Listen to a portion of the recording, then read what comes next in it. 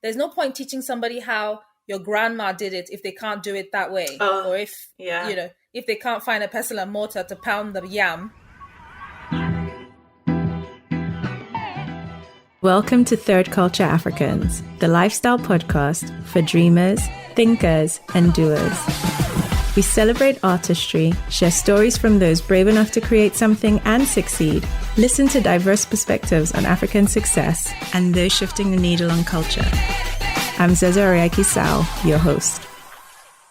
On this week's episode of Third Culture Africans, my guest is Lerato Umah-Shaylor. She is a foodpreneur who has found a way of making food a universal language. She has a passion for feeding people and normalizing African cuisine in the global world. She's a student of food and absolutely conveys an infectious personality and a flair for all the things that she does. I hope you enjoy this episode as much as I did sitting with Lerato.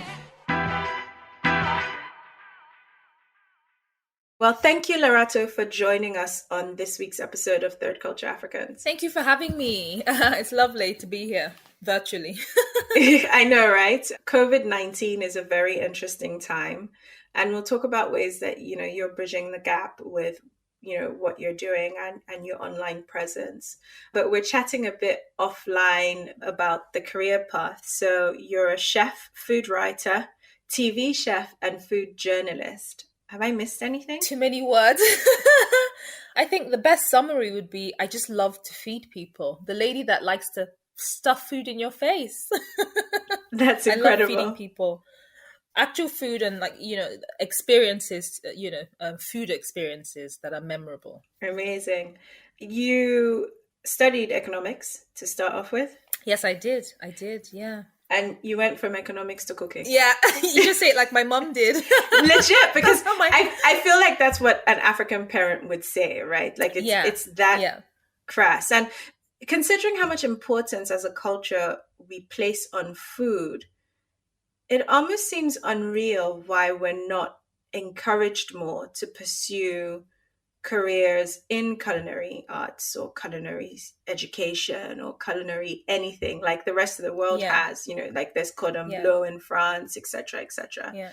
What are we missing? To be honest, we're not that different from the rest of the world, because the truth is, even though everybody eats and technically the food industry is, really, really thriving, it's not an industry that you make a lot of money in all parts of the industry. So the boss of the big conglomerates and the Nestle's and the, companies like that, obviously are making a lot of money because they're selling worldwide.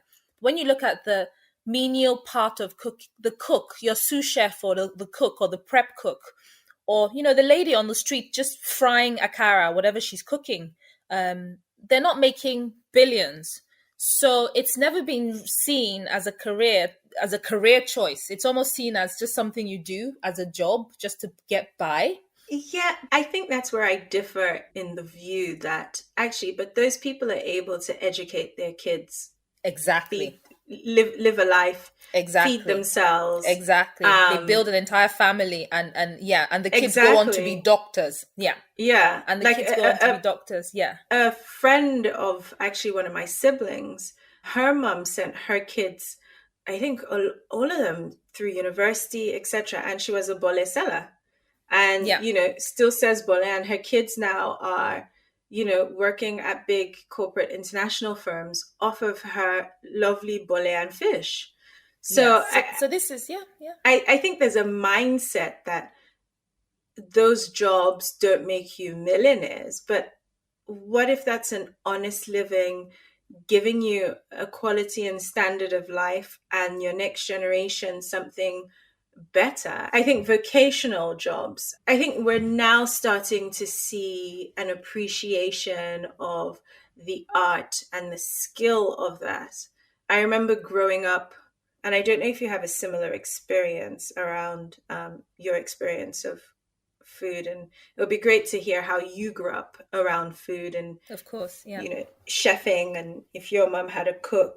This podcast is sponsored by Malay Natural Science. Malay's products are inspired by the rich landscapes, alluring scents, and ancient wisdom of Africa.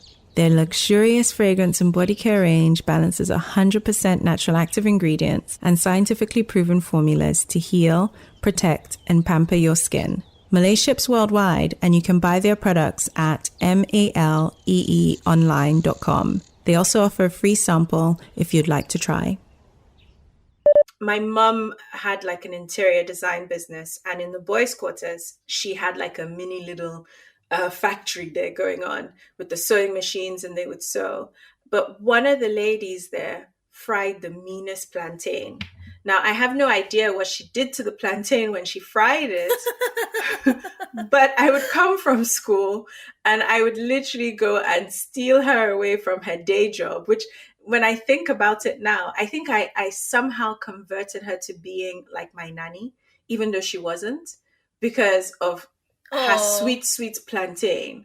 She passed away a few years later, but it was just my first experience of someone, and she genuinely loved cooking.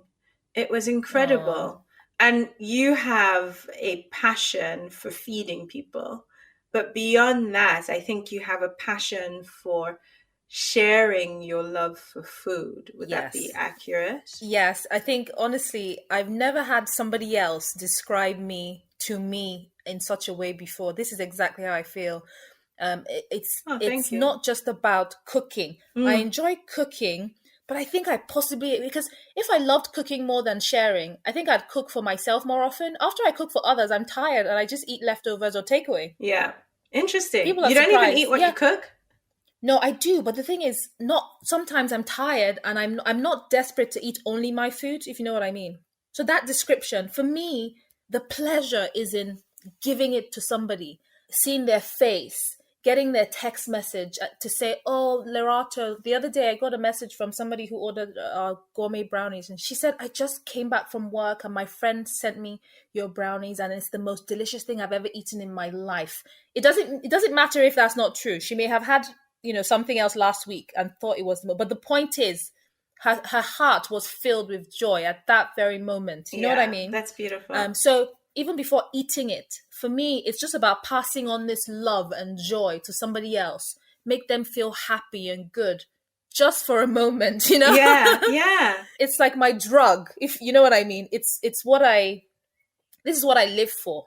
Not just the cooking, because that's a very, very hard part. We're going to get into it. It's not pretty, it's not glamorous, but the finished product and the end result is to make people, my fellow human being, happy and then the person that has sent the brownies is happy. So I've made two people happy. Yes. Yeah. No, this is you. I think we should just finish this podcast now because you've described it.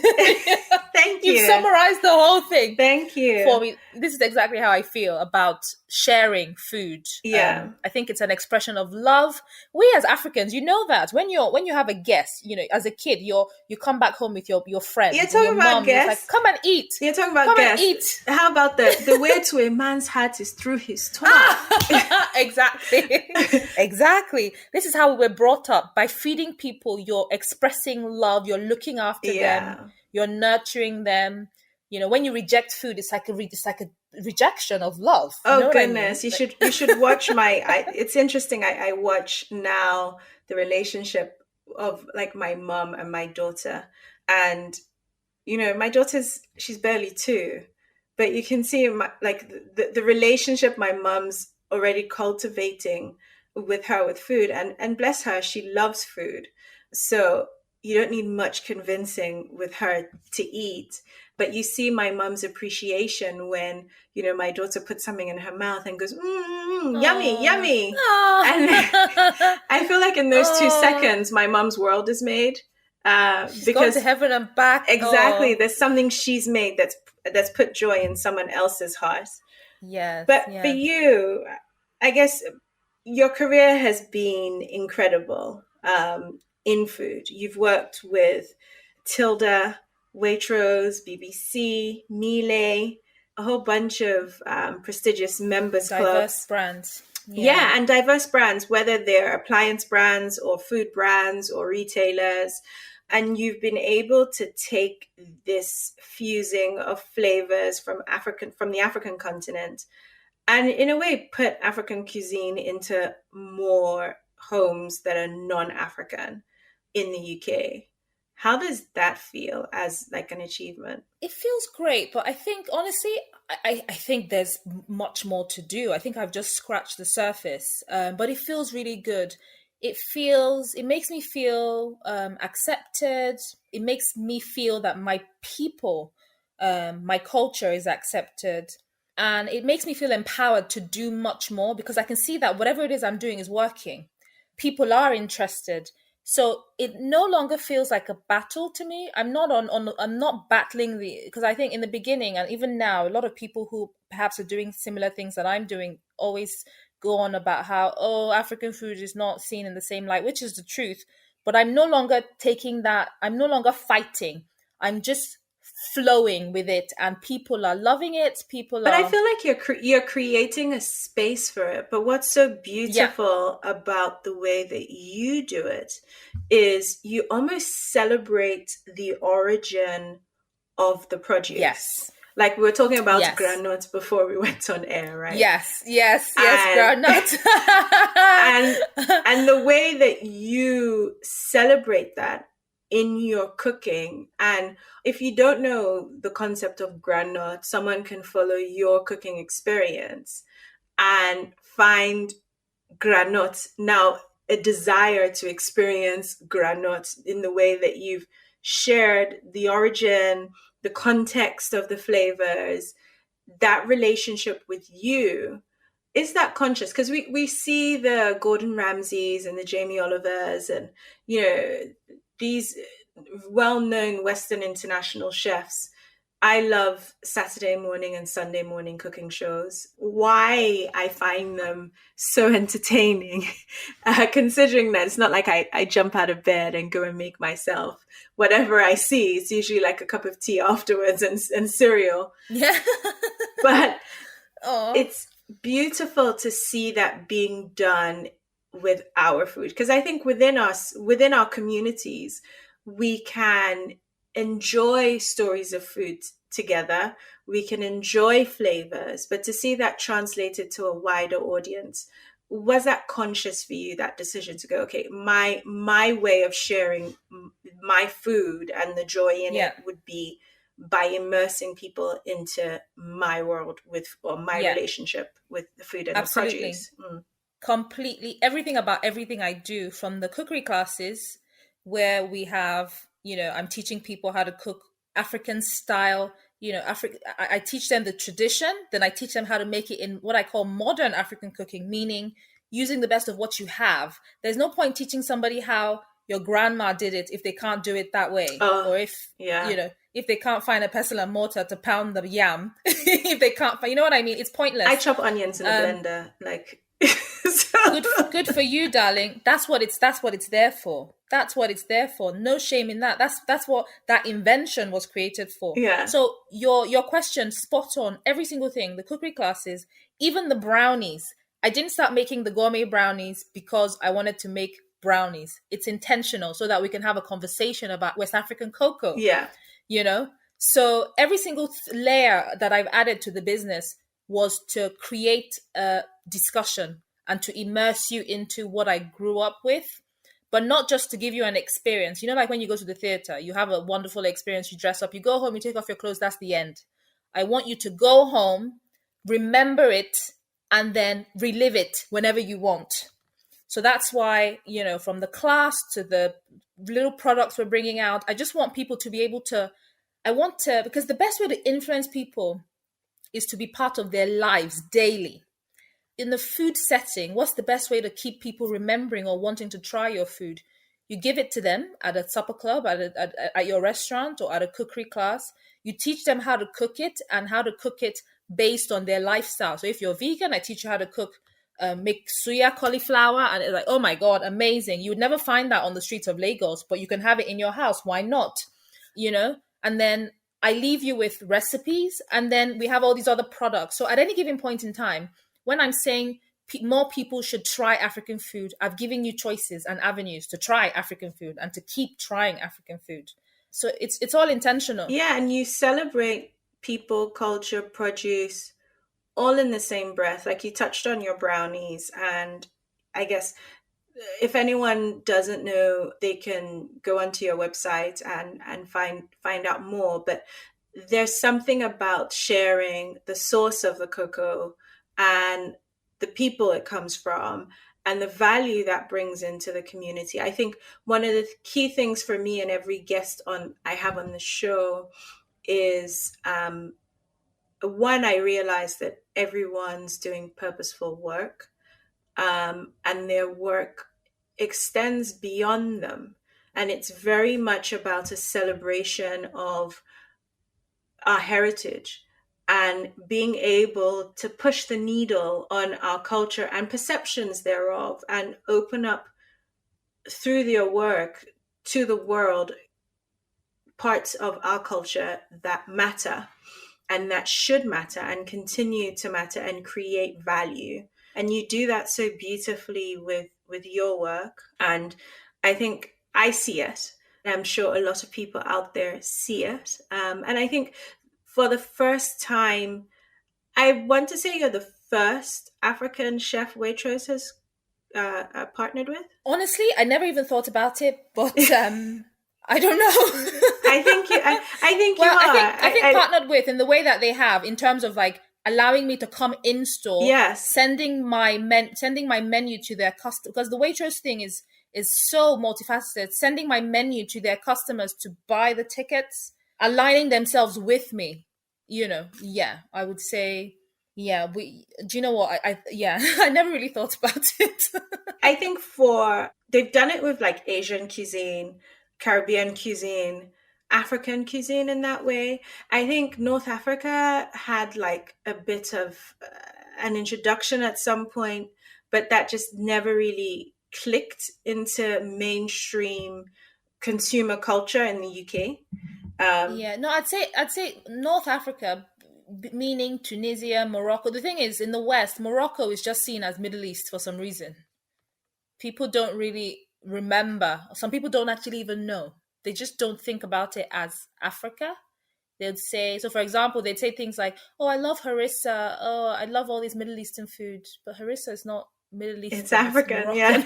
It's African. And I guess the yeah. education in your work also is beautiful. And it's not I'm only touching on flavors of West Africa. And actually in the last few years, and I'll say most especially when I started looking at weaning my daughter. So I'm a secret foodie. I love food. One of my best pastime activities is actually having a good meal. Eating. Literally it is. And looking at combining flavors and introducing her to tastes and almost studying that by and large, a lot of our tastes and understanding of food across Africa is very similar. So going to Morocco for the first time and finding out they have something called shawaya, which is the same as suya. Similar ingredients. So it's peanut based with spices, etc. And also looking at just migration through Africa and how our influences are and navigating that, actually, I found interesting.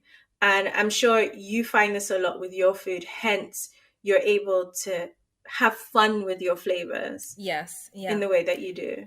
Yes. And no, I'm glad you touched on this point because that fact helps me a lot.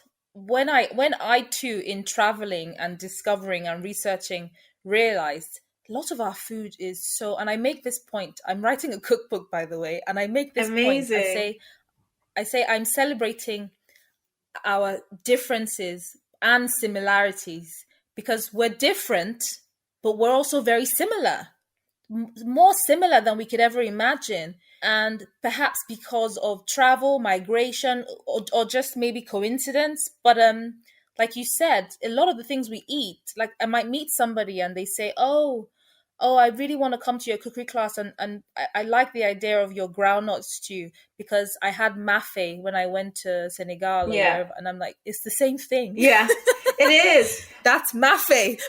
Literally. You know what I mean? The differences are one or two ingredients, which again, for a chef and a culinary artist, I would call it, Um, those subtleties make a huge impact. You touched on like speaking about vegan food. And for the first time, actually, it occurred to me that we have a lot of vegan dishes as Yep. Africans. A Like ton. my favorite, beans and plantain. Oh, kill me with that, right? Beans and plantain. I tell people it's the food. I think my mother weaned me on beans and potato, which I think is a Mm, weird combination. interesting. But it's just a good substitute for yams, though, or Yeah, plantains. I'm wondering why potato, but honestly, when I'm poorly, when I'm sad, when I'm not well, I'm just not myself, I need to eat beans and plantain. It does something. It soothes my soul. It's the food I want to eat if I'm dying. That's what I want to eat. Like the last, if it's the last meal I'm to have on earth, I want it to be beans and plantain. Really? Yes, that's what I want to eat. Oh wow. As a child, I just discovered yeah. like brown beans and they have a slightly different taste. So for a long time I've always had black eyed beans. Ah, Um okay, and okay. then I moved and I have this like superstar African supermarket close to me. And I Oh, swear he has great. everything. And Everything. everything. I kid you So not. is it sweeter? Is it so that there's brown beans and there's honey Apparently beans? apparently it's the honey Uh-huh. beans which apparently has a Yeah, sweeter it's sweeter. taste Yeah, to yeah. it. And I'm also learning that actually move through tribes even just within Yeah. Nigeria alone, and it's a whole culinary Yeah, there's different experience. kinds. Yeah, yeah. Even one of the most popular bean dishes in Nigeria, ewagoing. It's from Benin, the neighboring country. I think typical Nigerians say Benin. I say Benin. I lived in Benin as a child, our francophone neighbor, and it came from there. A lot of the Yorubas from Benin Yeah, well, would come Brazilians call into it, isn't it Nigeria. feijoada in Brazil? Feijoada. But feijoada is made a little bit differently. The spicing is a little bit it's not as hot as ours. And in Benin and Nigeria, we make the agoin chili. It's like the burnt Mm. palm oil and chili paste that comes with it. But it's honestly it's quite similar, and that's what we're talking about. The food transcends culture. It's It a universal transcends just one language. people. Exactly, it transcends just one people, and that's why my approach is not to cuddle it like it's mine. So I say, this is what I experience, and I'd like you to have it. I'd like you to try it. I explain to people where it's from, how it's a little detail, and I say make it your own. I don't see anything wrong in somebody deciding that they want to make pasta out of plantain. It's not a bastardization of our food. I think anyone, for example, when people were angry that Jamie Oliver did the jollof and he went a little bit off piste with the recipe, I wasn't mad at him, because in reality, for me, because I teach cookery, I found technical problems with it. For example, he used cherry tomatoes. Now, cherry tomatoes are an expensive kind of tomatoes, so you would hardly find somebody. I wouldn't advise somebody to buy enough cherry tomatoes to blend it to make a sauce. If you have leftovers, fine. So I just had those little technical problems. In Nigeria, we wouldn't use cherry tomatoes, but it's tomatoes. Mm, So it's not a crime. mm, mm. you know I didn't have a problem with him doing that recipe.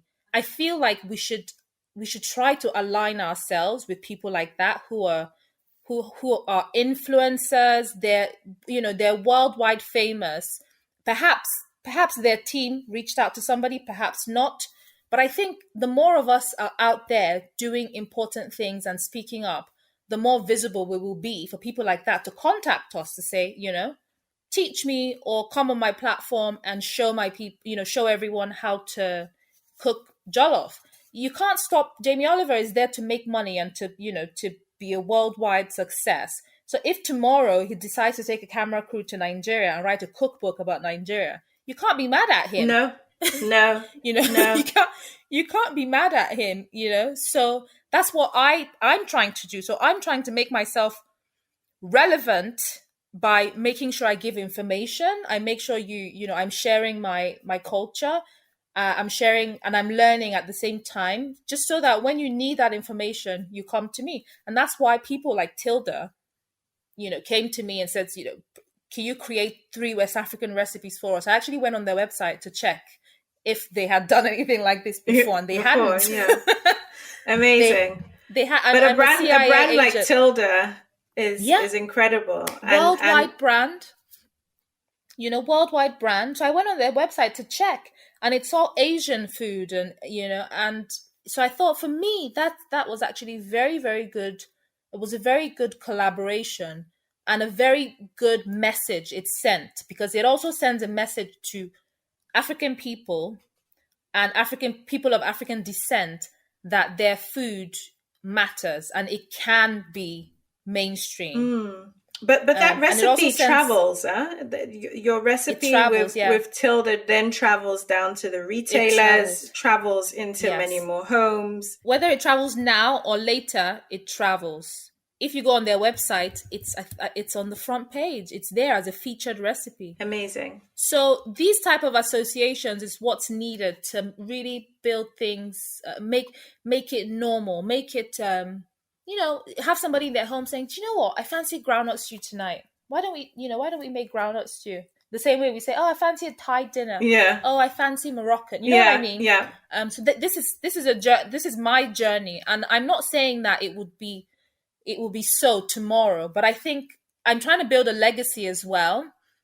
So beyond me, I build a company that's successful. I build a legacy where we know that this lady did something amongst with other people as well, to try to integrate our culture into the mainstream without forcing. I'm not forcing you. I'm not forcing it. I'm just saying this is what we eat. This is how you can cook it. Try, and it's working. And I think, just on a personal note, I know, like, the number of friends I've introduced plantain and jollof rice to. I feel like, I've achieved something when you Yeah. then have a Yeah. friend who sends you pictures Yes. of their It feels own. so good, doesn't It it? does, because I Yeah. think, as you say, as human beings, we search for commonalities between each other, and we find safety and comfort within the similarities we have. And to see other people appreciate something that you value is beautiful.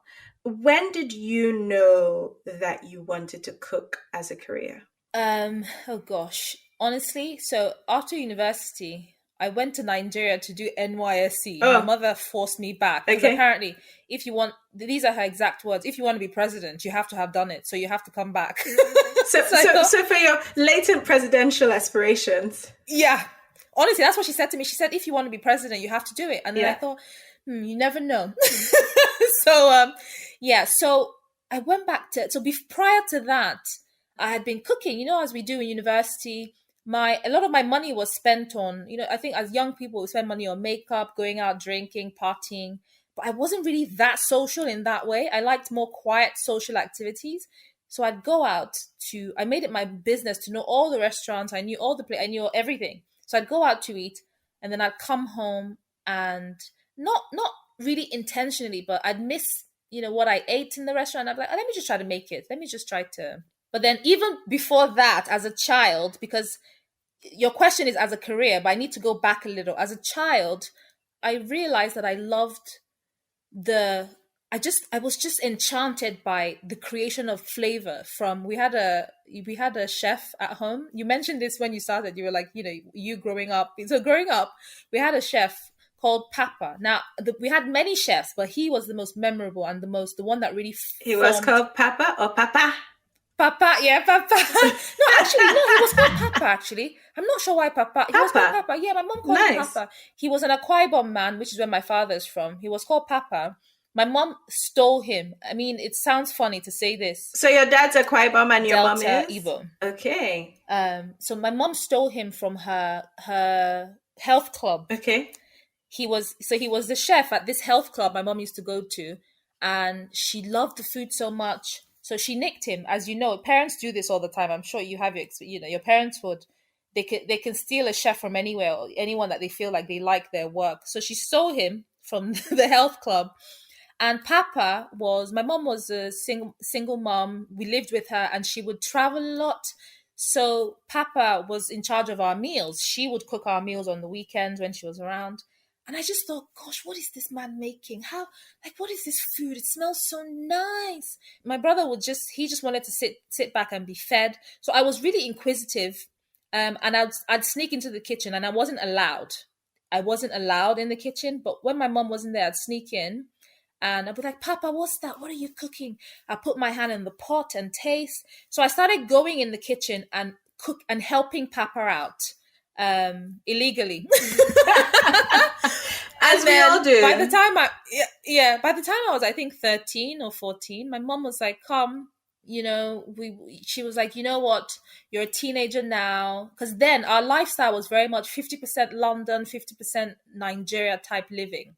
So when I was about 13, 14, she was about to ship me off more permanently. She says, you're leaving home soon, so I need to teach you all this stuff. I'm going to show you what the market looks like. I'm going to teach you how to cook. And I was like, I already know how to cook. Too late. So it was a little bit unusual. This is her feeling like this is the first time you're going to encounter cooking. Amazing. Cooking, yes. But it was, I think, relatively late for a Nigerian child. I don't know. I feel to have gone to the market at 14. So she took me to like Lagos. I think it was Balogun. I'm not sure. It was just a very scary market, I remember. She took me to a big market. I think it was Balogun But she market. didn't realize you and Papa had been throwing down. We'd been, like me and Papa, honestly, Papa had started giving me tasks. I was cooking already. Yeah. I already understood flavor, processes, chopping, things like that. I'd already got a few burns here and there from frying plantain. So, I knew food from Papa, who essentially was feeding us as kids. And then my mom continued, and then, so when I went to university, I knew how to cook. I knew how to develop flavors. So in the restaurant, I would eat something and ask the waiter. I'd be like, can you ask the chef what's in this? What did he add here? Did he put this? Did he put that? I would ask them. Like, I know all the tricks. Oh, wow. So you were already I was dissecting food that you were consuming. Exactly. So then I'd go home and try to recreate that. And that's how I learned.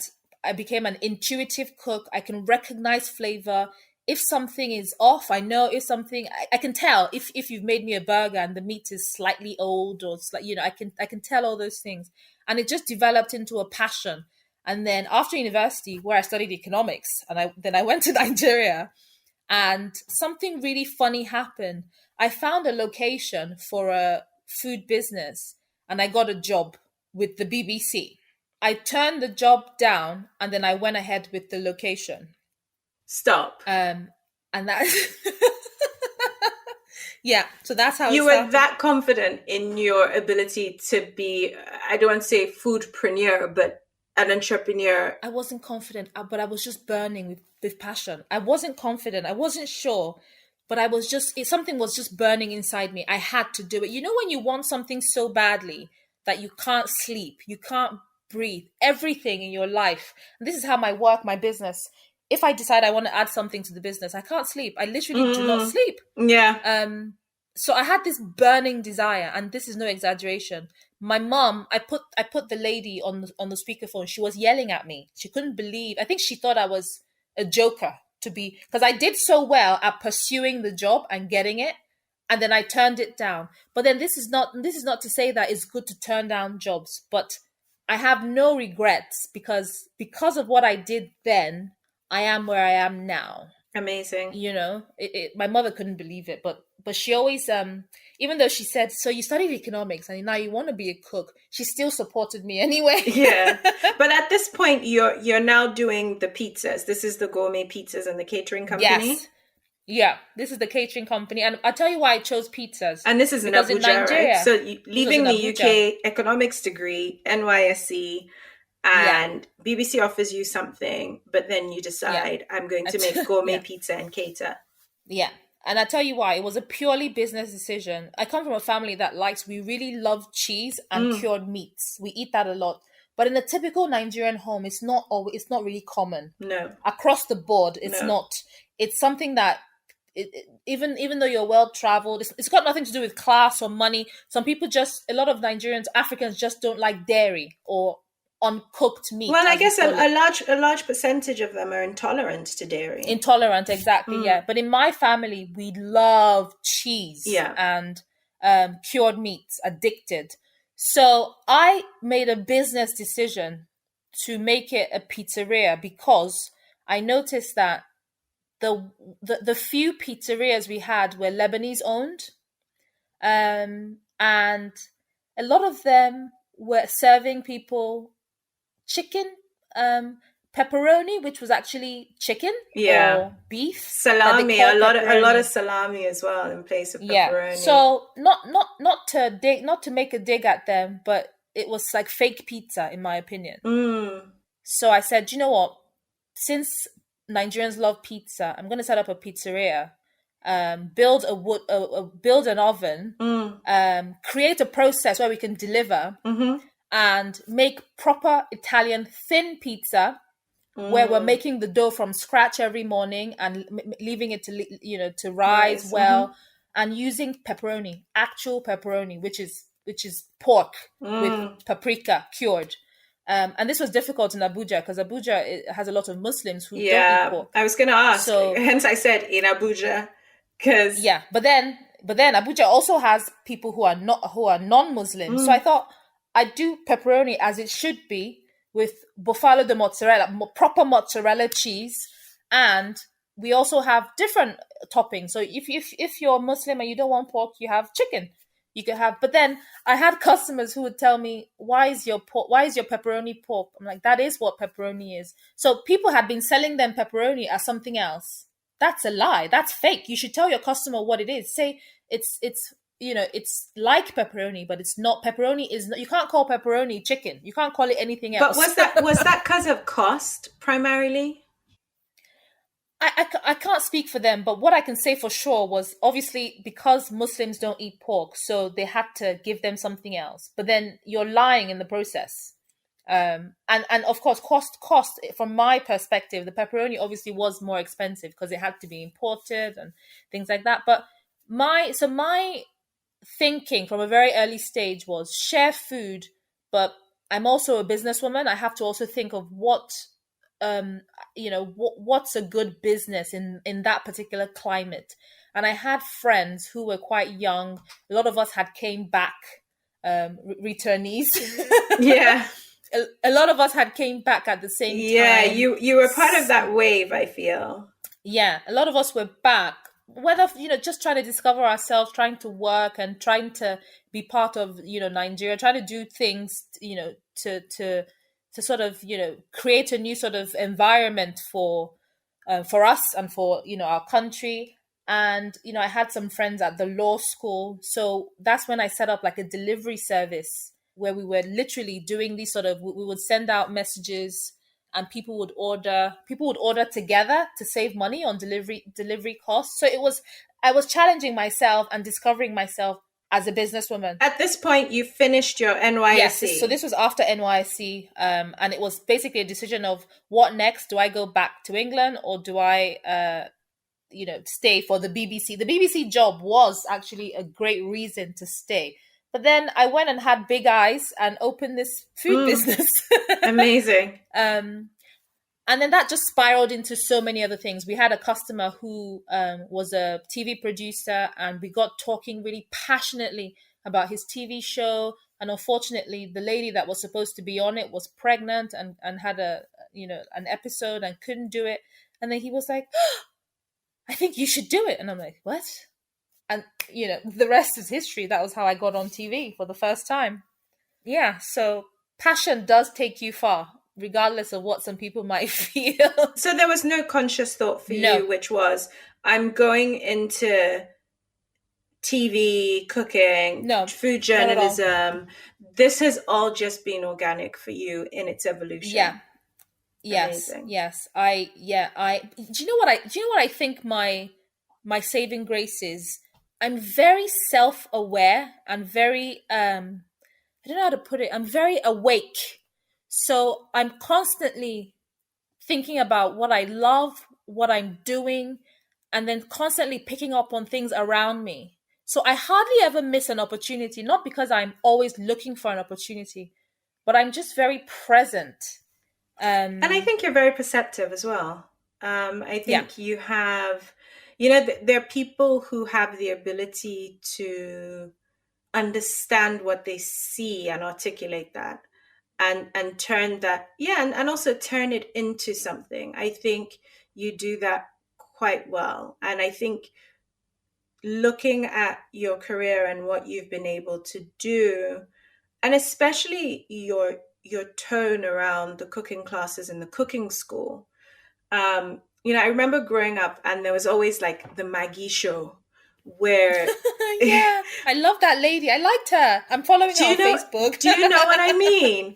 And there was that Yeah, woman from Maggie, and yeah, I it was an aspiration then yeah, in my head as a young yeah, kid to yeah. see someone cook in that way. She was good fun. Yeah, and I feel She was like good fun. you bring that to what you do. Like Oh, if that was wow. a nostalgic reference, that would be mine Yeah. for you. Oh, And no, that's nice. and how you do that with your cooking classes, especially, we're all living through COVID-19 now. Every business is taking a huge knock. And hearing you say, look, people are gifting my brownies as something to cheer a friend up is beautiful. But you're also offering online cooking courses, one to one or as a group. Now, is that something, and this was pre-COVID, No, actually, was it? I thought it actually, was. no, no. So it's one of those things that I've always been told to do. I've always been told, I've always in my researching, how to grow my business, I've always wanted to do, but I never had time to do it. So as soon as we were put on lockdown, I had my 5 minutes of panic because my business is at a crucial stage where we're at a pivotal growth stage where we were literally just about to go boom with putting the brownies out there, with a new product line, with growing the cookery school. And then this happened. So we had spent quite a bit. When you're just about to, it's like you're about to just I call make it things a little bit speculate to bigger. accumulate. Yeah. That's what So I I'd call been, it. I'd been doing this one woman show for a while and having lots of freelance stuff. So if I'm in London, for example, I have an assistant in London. If so, nobody was paid full time, but we're just about to start doing things on a bigger scale because I had gathered enough momentum. And then this happened. So I was like, oh my goodness, like, why now? But then, I'm not in any minority. We're all suffering in different ways. And then I thought, right, now is the time.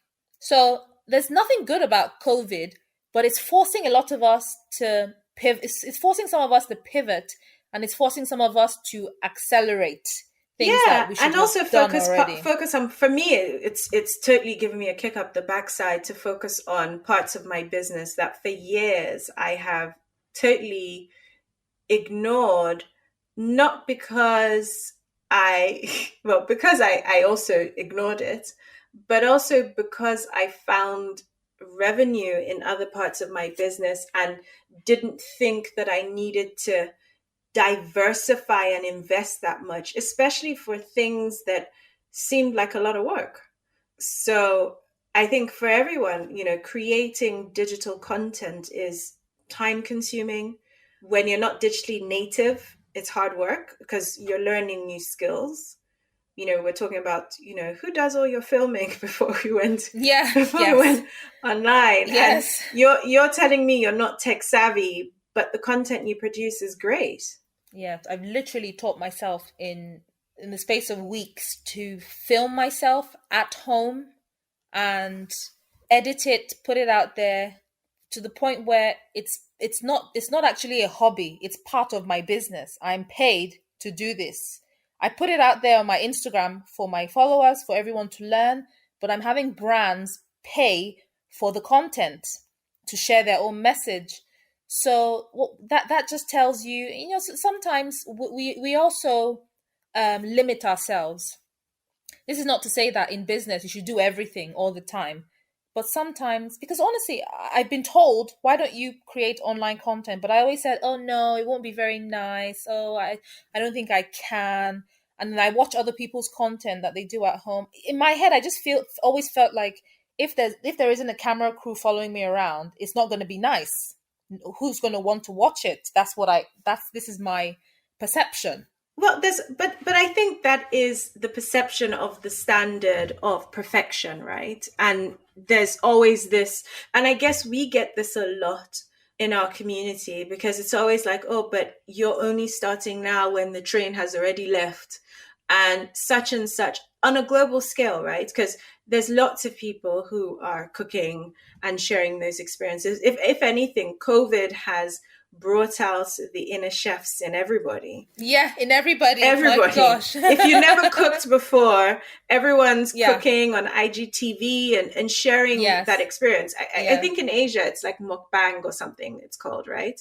Where they cook together and they all sit and virtually eat together. Yeah. I feel Yeah. like they had that before, and we're somehow Yeah. immersing ourselves in We're this. just catching on now. Yeah. You know, the rest of the world Yes. is only getting that memo that perhaps Yes. digitally we can engage with food in that way. We can engage, yeah. But a lot of people are there's still a lot of people still, because I have some people send me emails. They're like, oh hi, I just wanted to check that I received a voucher for my birthday. I just want to check that I can still use it when all this is over. Some people are not keen on going online. Oh, wow. Some people are not keen. They don't see it as the same thing. And it's not the same thing, but we have to accept that. It's something else, but it's something else that we can enjoy. Yeah, but I think the option to be able to do that, the idea of the kids' cookery class is also great.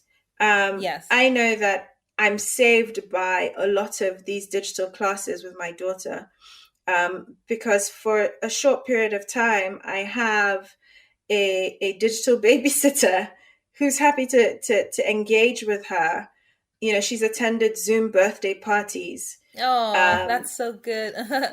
And you know that these businesses are keeping their lights on, but at the same time, as a society, these things are needed. And the ability, like you said, in a matter of weeks, to then teach yourself, how can I film? Because we take for granted these Saturday, Sunday morning TV shows. They are like, to be able to zoom in on the plate, then show your face, then, yes. how keep do you it going and keep it going? Yeah. And tell someone, it smells delicious. No, it's lovely. It's amazing. And you're salivating on the other. Yeah. And you're salivating. Things go wrong. Yeah, things go wrong on TV. Because in Nigeria, I worked on live TV. Things go wrong. You probably won't see it. You know, everyone just has to act normal. Here's one I made earlier. I always wonder, is it the actual, like, is it even cooked? Because sometimes it just looks so beautiful. Is it actually, or is it styled? So if on a TV show it says, here's one I made earlier, and they actually cut into it, it's cooked. But I'll tell you one secret though. Magazine shoots for food, most of the time, it's not cooked to the exact degree that it should be cooked, because some foods just won't look nice if you cook it properly. I'll give you one example. Roast chicken. Some of the time, roast chicken that you're seeing on the websites are not necessarily well cooked, because you have to maintain a particular gloss on the outside. Yes. And if you want to roast your chicken properly at home, it'll probably have a bit of a char. Yeah. That may not come out nice in a magazine.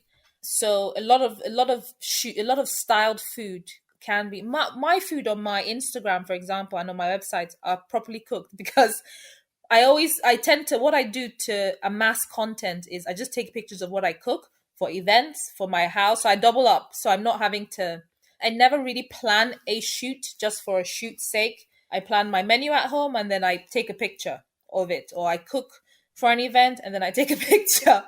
I don't know how to curate my life. In fact, I find it exhausting. It's hard work. So it's hard work. I find it exhausting. I don't think I even want to. A lot of people have beautiful Instagram pages and content, It's all planned out. I just can't live like that. It's hard work. I know I shoot a lot of campaign imagery from Malay, so photography is one of my hobbies and interests and passions. I enjoy it. The perfectionist nature of me, I work better with inanimate objects than I do humans. But I have set myself a challenge this year to do more like human photography. But with the tips and tricks, you can't eat the food after they're done shooting it, I think, because it's oil, you're spraying water, you kind of have to keep the food looking hydrated and plump. Exactly. And there's a huge skill in being able to present food. Like, there's always this question, how do you present African food in a beautiful way? Like, there's always Yes, that yes. question. How do you make like a mound of eba look appealing with egusi in the right proportions that's Yes. needed to be eaten, by the way? Yes. No, do you know what I do? I just tend to imagine what I ask myself, how would I like to see it? I think that's the first thing that helps me imagine how I should plate things. Plate it plate it in a way that it would seduce you if you were the customer. And and things like eba, for example, and our swallows. I mean, if you just put it on a plate and like a pile of mush, I mean, some people don't mind that, but the general world, I always say you have to seduce people to eat your food. Perhaps if it's things like eba, put it in smaller bowls, and and arrange it with the sauce looking nice and glossy. It's but then personally, I don't actually eat. My brother does, but I don't eat eba and the what we call swallows. So, and not to sound bougie or anything, it's just as a child I just never liked it, so I don't eat it. Oh, I'm a sucker for pounded yam, I wouldn't lie. Oh, do you know why I wouldn't mind pounded yam? Because I love yam. Oh, Oh fried my yam. goodness. Oh, yes. I love yam on it. Yam as a food is it makes me so happy to eat fried yam, and it's all crispy on the outside and soft inside. Fluffy on the inside. Yeah, oh my gosh, yam is amazing. And I tell people it's essentially just like mashed potatoes. But it's just that things like eba, for example, my mom would give me eba when I'm sick, like if I'm really, really ill. It's so heavy for my body that it makes me like Yeah. it's so heavy that it makes me crash, like it makes me pass out. So that's why on a normal day, it's not something that's part of my typical diet because it's just so heavy for me. But my brother, on the other hand, oh gosh, he was raised on a diet of soups and swallows, while I like beans. I And love plantain. beans and plantain. Yeah, I actually had somebody I put on my Instagram. Hi, can anyone help me post? Can anyone post plantains to me? Happy to pay for it. And I had several people offer. You're not able to get And plantains they in said Eastbourne now? we have 2 stores that sell plantain, but on specific days. So you keep missing it. I have to call them in advance to keep it for me.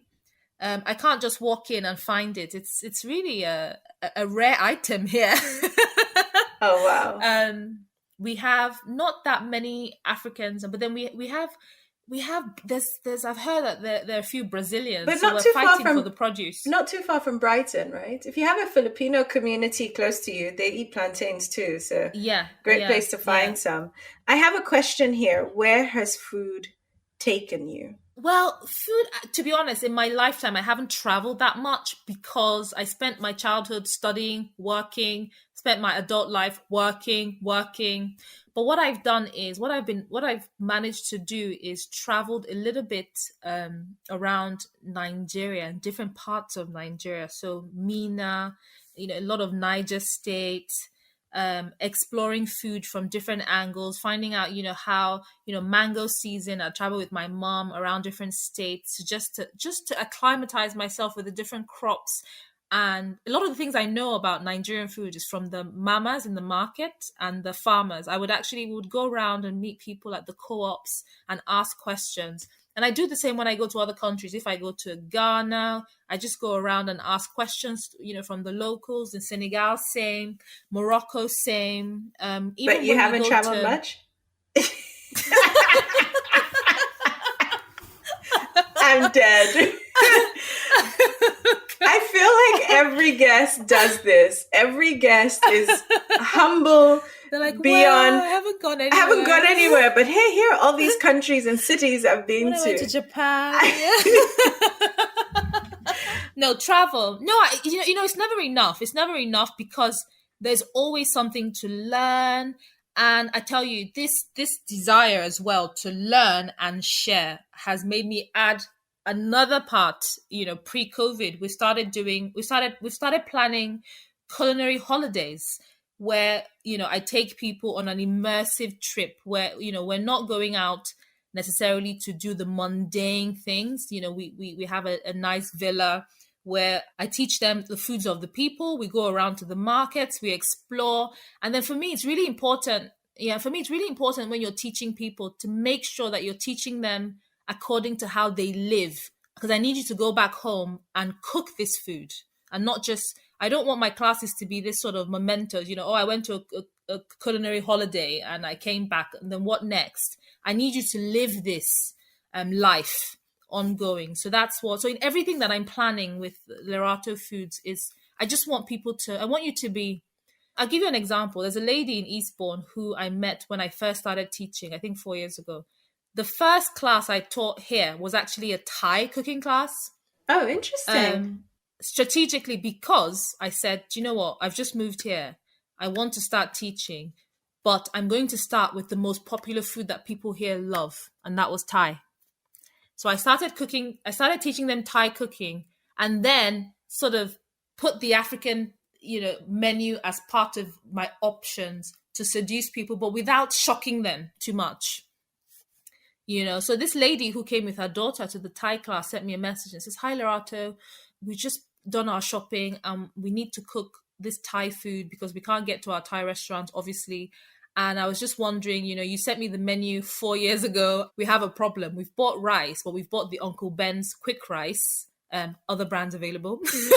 We bought we bought the microwave rice. Yeah. How do I make coconut rice from microwave rice? And I said, simple. Hopefully you have, organic or very good quality coconut oil. Cook your rice as per instructions in the microwave or however you cook quick rice. And then just stir fry it in coconut oil. And she did that. She was like, oh my gosh, amazing. Now, this is the relationship I'm building with my customers/friends. You meet me 4 years ago and you can send me a message on Facebook about how to cook coconut rice and we find a solution. This is what I want, to build a rapport and to make cooking that thing that's not so scary anymore, where there's always a solution. So I'm not trying to sell people a product and then forget about them. And I don't want you to forget me either. I want them to need me. Legit Maggie lady on your TV screen every week. Yeah. So this is what I'm trying to do with our food. I feel like if you can create a memorable, pleasurable experience with African food, you erase whatever prejudice or whatever, whatever thought people have. Some people come and they say, do you know what? I came to your class because when I went to Ghana, I felt like everything tasted the same. Or I felt like they put too much Maggi. People have a problem with eating too much MSG induced food. It can be quite salty. They're like, oh, I had this food, but then it was too salty. And, obviously I couldn't complain because I didn't want to offend, but I want to cook it at home and I want to know how to cook it, without having too much salt and too much. So people tend to ask me, oh, so the typical African coming to my class will say, so you're not going to use any Maggi? and I say, no, we can use stock, but I believe in using perhaps more, if it's not an organic stock, just something that has less salt, something a little bit more natural. And of course, you can create your own stock. You can maybe boil some vegetables and reduce it, and even something as simple as using carrots and garlic and onions. That's an amazing stock or puree. So I teach them without preaching. And without saying, don't use this. I'm just saying, this is what I do. Why don't you try it? And then it works. I feel like people who preach and try to police people's eating habits don't necessarily get good results because you're forcing people to do something. So they might do it in front of you, but then are they going to do it at home? This is it. So this is my approach to African food. Yeah. The ease of it is important. I feel like we can keep going. You have had an incredible journey with being able to put our food into so many non-African homes. And I'm excited for what comes next in your career, the cookbook. And I don't want to say normalizing because it's normal to us, but normalizing and I would say making more accessible and available flavors and foods that we love and having that be a part of an international palette. And I think you're doing an incredible job of it. And I'm Thank you. thankful that Thank you, you. There's much more to do. I'm thankful that you came on the podcast today. Thank you so much. It's been great fun. Thank you. Where can everyone find you? We've kind of talked about it in roundabouts, but tell them where they can find you. My website is an amazing resource. There's everything on there. So it's leratofoods.com, and you can find everything from cookery classes. There's a few recipes. I'm actually doing a lot more now to update recipes to help people. And there's information about the classes, the catering part of the business, any brands I've worked with, and importantly, sharing the food through our gourmet chocolate brownies. A new exciting addition will be spices. That's another way that I'm going to try to Oh, that's infiltrate exciting. families. That's exciting. I'm happy yeah. to be a tester for you. Of course. Of course. Many testers welcome. And yeah, it's going to be a long journey. I don't see a finish line. I think it's just something that we all have to I'm doing it, and the public and other fellow Africans can help me by spreading the word and also sharing their stories. And sometimes I write a post, for example, I say, what do you call this in your country? I'm doing it for me and for everyone else because I want to learn too. Oh, I do this a lot with my mom. Like when they'll tell me, oh, like it's like a name that you don't know. And you're like, what is Ugu? That was my question the other day. I'm like, what exactly is Ugu? And then she goes, what do you Is mean? it? Ugu is Ugu. And you know what? Even Nigeria alone, we have different words for the same thing. Same thing. So yeah. It's crazy. And she's like, Ugu is Ugu. But I'm like, surely it has another name. Another name, yeah. Because my father from Akwa Ibom, they would call, I know Ugu because my mom's Delta Igbo. So Yeah. my mom would say Ugu. But then my Akwa Ibom family, I don't even know what they'd call it. I really should find out. I must say I'm excited to seeing how you introduce these things in your cookbook, and because I think that's the beauty of it, to be able to do that. I've tried doing that with Malayan scent, and immersing people into parts of our landscape that we find beautiful and nostalgic.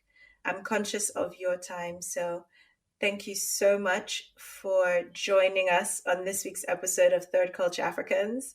Hopefully, this has inspired anyone who has a passion for food to go out there and just share what they do and think beyond monetizing. And like you say, for you, it's a pleasure in feeding people, and perhaps see what their work can do in a different way. Monetizing is important, but I feel like for you to get past that threshold, you need to enjoy it. And in the beginning, there's no money, so you need to enjoy it to be able to cross that finish line. If there is a finish line. So I think in any business you have to. I'm sure you're passionate, completely passionate, and in love with your skincare line. Otherwise, you wouldn't. You wouldn't put so much effort. I think you've gone 10 years plus or even more than that. I'm still going. Yeah.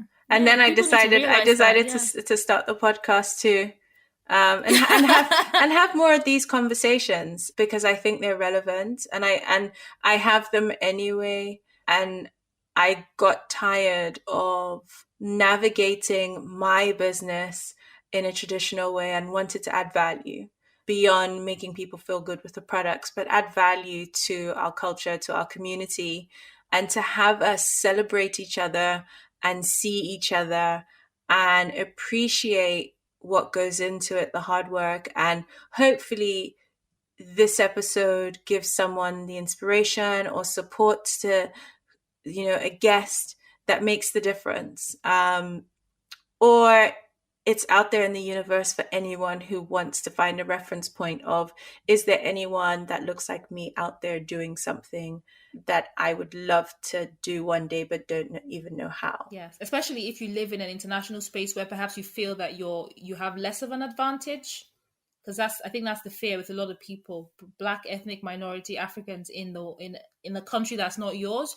You worry about how people are going to receive you, receive your product, receive your culture, but also how people will translate you. you as well, right? So, yes, we were speaking off air where you said, you're conscious of, what adjectives are used to describe you in mainstream media, and you curate that and make sure that is representative of your beliefs consistently. Yeah, and that's a power I think some people don't know that they have.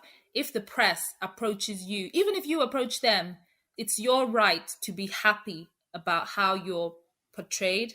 And the only way you can be happy about how you're portrayed is to control the message, or have a say in the message. Make sure that you're being sent back, final edits. Make sure you suggest, the kind of descriptions you want. Describe yourself, so that you're not left with descriptions that perhaps you're not happy with. A lot of the time, people are misquoted. People in the media use flowery words, which may not be intentionally derogatory, and they're very busy. When you work for a newspaper or a magazine, you're under immense pressure. So I feel like I'm doing them a favor by giving them a lot of information that they can just copy and paste. Amazing. So I think we also need to take charge of our image and what the media, will say about us. Take charge in your. Don't let them download a photo of you offline that you don't like. Give them your photo. Give them your bio. Give them the information that you want put out there. Control the narrative. So that things are, because I think it's one of the problems that one of the big complaints, people being misdescribed. Or, for example, I don't want to be described as exotic. I'm not a snake, or a wild animal. Yeah. I'm not, I don't really like being, I never put in any bio of mine or anything, exotic food, what's exotic about it? There's nothing wrong with the word, but it's used in a way to almost describe things that are a little bit odd. So I tend to delete stuff like that. I'm like, no, nothing exotic here, just interesting. Vibrant is what I replace with exotic. I'm very happy to have come on your podcast, and especially because it's by a fellow African. I think we should tell our own stories, and I'm very happy and fortunate to be able to tell mine with you. Thank you so much. Thank you for listening to this episode of Third Culture Africans, the Lifestyle Podcast. We would love to hear from you. So please find us on Facebook or Instagram at Third Culture Africans and leave us a comment. A review goes a long way in getting our show noticed. So please leave us one if you enjoyed this episode, and we'll see you next time.